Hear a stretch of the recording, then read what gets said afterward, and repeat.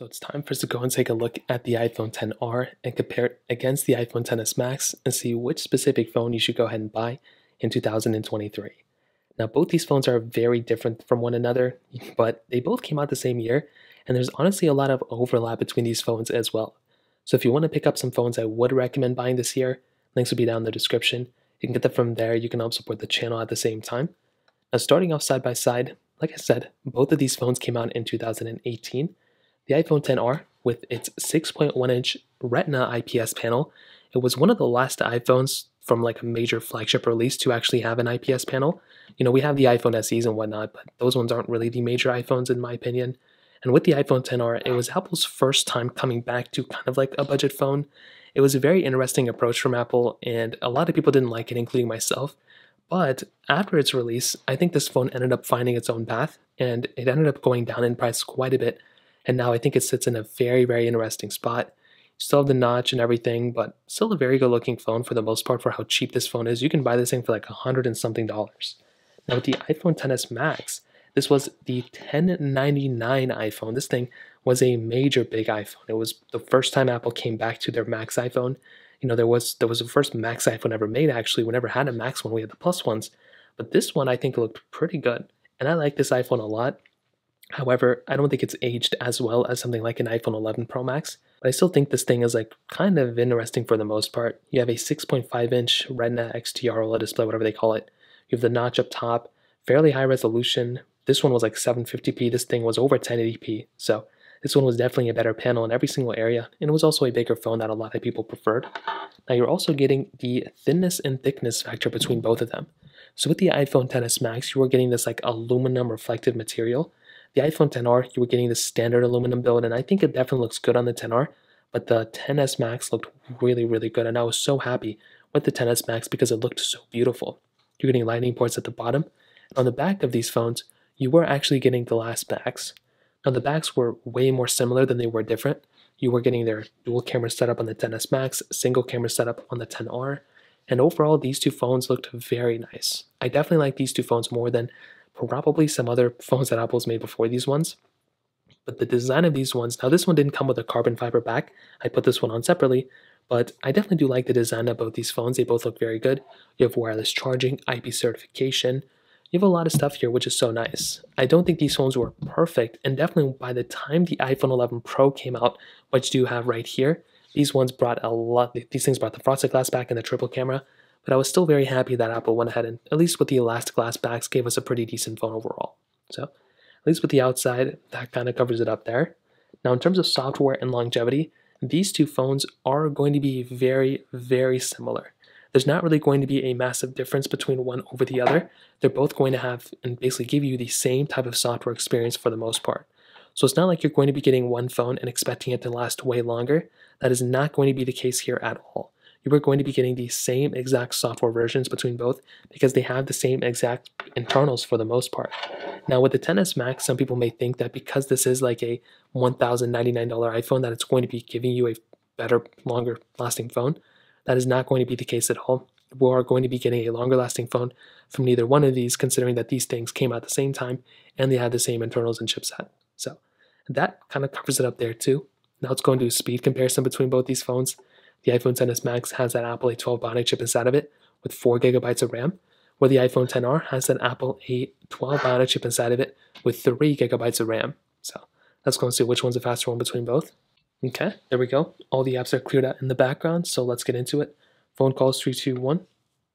Okay, about the same thing. App Store 3, 2, 1. Okay, the XS Max was slightly faster, the XR a little bit slower. Scrolling through here, let's see if there's a big difference, which I don't really think there's going to be. And it looks like the XR was faster to load it at the very end. And that kind of covers it up there. Let's go and hop out of these two. Let's go and get into camera, 3, 2, 1. I think the XS Max was faster, photos, 3, 2, 1. I think the iPhone XS Max again was the faster one. We got it here, mail, 3, 2, 1. About the same thing. Let's go into clock, 3, 2, 1. About the same thing too. Settings, 3, 2, 1. About the same thing as well. Let's go and get into some of these other apps. And I have so many of these annoying applications on my phone, so it's hard to tell which one is which. Let's go ahead and try something like Subway Surfers I saw here. 3, 2, 1.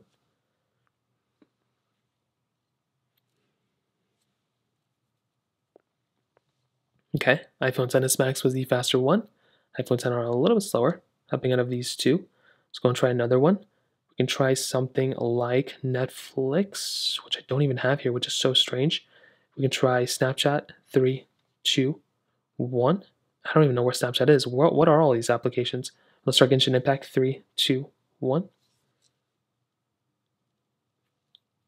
Now, Genshin Impact is a big game. I have to kind of preface that every single time. So we're just going to load into the initial panel. We won't have to load through the whole entire game. And you can kind of see that the XS Max did a really good job. The iPhone XR slightly slower, not like a big deal or anything, but just, slightly a little bit faster right there. Let's go into this game panel. We got to figure this out. We can try Jetpack Joyride, which I don't even have here either. That's so strange. We can try another one. I guess we can try Call of Duty Mobile if we have it. And knowing this, we probably won't. We'll just try Temple Run 2, 3, 2, 1. So, sorry about that. I don't know what's going on with all these apps and games that I don't even have on the XR. Usually this phone has all of my games on it. I don't know if I recently deleted them or not. But for the most part, I think the XS Max is probably the faster phone. I think the iPhone XS Max is still a really decent device. You can see this time now it actually loaded up faster here. I think the iPhone XS Max is a really, really good phone too. The only issue I had with it was battery life. For some reason, I wanted to take its time here, but instead of wasting your guys' time, let's go and basically talk about the cameras now. Now, one thing I really did like about both these phones was that the camera quality for that time was good. They gave portrait mode to both of these phones during that moment, which was like that next big feature. So you were getting 4K at 60 on the back, you were getting 1080p at 60 on the front of both these phones, but you were also getting one cool thing, the telephoto lens on the iPhone XS Max, which the iPhone XR only had that wide-angle lens. I think it would have been really nice had we had like more camera sensors and all that stuff on both these. The iPhone 11 Pro did end up bringing it.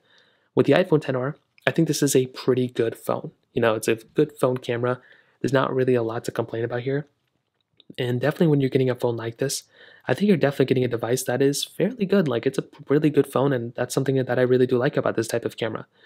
It's not a perfect camera though, and I think that's just one thing you'll have to remember. But having portrait mode, video mode, photo mode, all these things, it's super cool and it's super important, and that's something I really do like about this type of camera lens for the most part. So keep it as you will, but this is, I think, still a fairly decent camera lens, and it still performs fairly well in this day and age. The iPhone XS Max, I think this is a better camera for sure. It's definitely not perfect, but it is an overall better camera than something like the iPhone XR. So with the iPhone XS Max, you are able to zoom in 10x versus the iPhone XR is like what 3 or 5x zoom. You're getting video mode, photo mode, some more time-lapse, portrait mode. You're getting the same modes as the iPhone XR, but I do think this is giving you the overall better experience because it is overall a better phone for the most part. So to kind of sum up this video, what I'll tell you is the iPhone XR, you are getting the overall better phone, or the iPhone XS Max, you're getting the overall better phone than the iPhone XR, but that's what you'd expect. This was a more expensive phone when it first came out, and that's just kind of what happens. When you get a more expensive phone, you're going to be getting better experience, you're going to be getting a better phone overall. With the XR, I definitely do think this phone has aged better than the iPhone XS Max. I think you're getting still a very good phone here. Of course, it's like a cheaper version of the XS Max, but this phone has gone down in price so much that's a pretty decent pickup for sure. The XS Max, I think, is still a good phone. It's still kind of pricey at a little bit over $250, but this one, if you can pick it up for $150 to $190, I think it's a pretty decent deal. I just dropped it at the end, so that pretty much covers it up. If you have any other thoughts or questions, let me know in the comment section below. Hit the like button, that would mean so much, but definitely hit that subscribe button. More importantly than everything else, I love every single one of you guys. Hopefully I'll catch you guys in the next video.